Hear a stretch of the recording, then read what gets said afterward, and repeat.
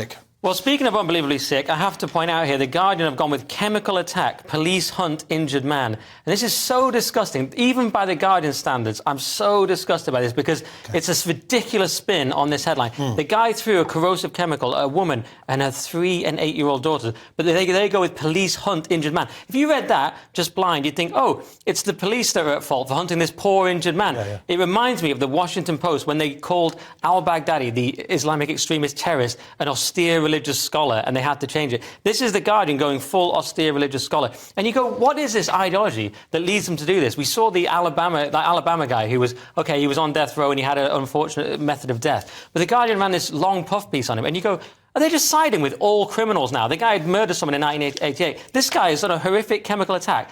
And you look at the headline, like, are The Guardian on this guy's side? Well, but The Guardian are sort of famous for doing these kind of headlines where you have to sort of read 3 pages to find out who the baddies are. Yes. Because they don't want to go against, as you say, their ideological position. It's so bizarre when it reaches this level. There's no limit to that, apparently. As Dr. Phil would say, what are your discontinuation criteria? I mean, I can't think of something more outrageous, and still... It's utterly shameful. Let's have a quick look at this US orders strikes on Iran-backed. Yeah, so this is the other big story here. US orders strikes on Iran-backed militia in revenge for base attack. And it's pretty much what it says on the tin. The US are hitting back with a multi-tier, multi-day approach. And it's Lloyd Austin, the defense secretary, saying this. And one interesting thing, he stresses that the US is not at war with Iran. Yeah. But if it was at war with Iran, it might look almost exactly like this. Well, I would argue that no. I think they are really going out of their way. That they're going to do a couple of strikes on some meaningless nothing because they really don't want to get into it with Iran. But, of course, 3 of their citizens have died. 3 American soldiers have died, plus many more injured. Surely their parents are asking for some kind of retribution. And also it sends out a bad message, surely, to Iran, if they can get away with this. Absolutely. I think, you've nailed it. My next question was, how do you stop it spiralling? He says, we're going to stop it spiralling. You think, how do you do that? But you're right.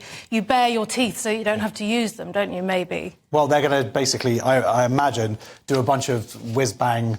Oh, look, we've bombed a couple of things and no one, maybe some poor people are going to get killed in the desert, but who doesn't really matter. Can I just briefly mention about it's Labour to abandon 28 billion green promise. So Labour quietly putting away this green promise that they know is unpopular, is going to lose them the election. Not losing the election, but some seats maybe. I mean, some people would argue that it's a sign of people adapting their plans.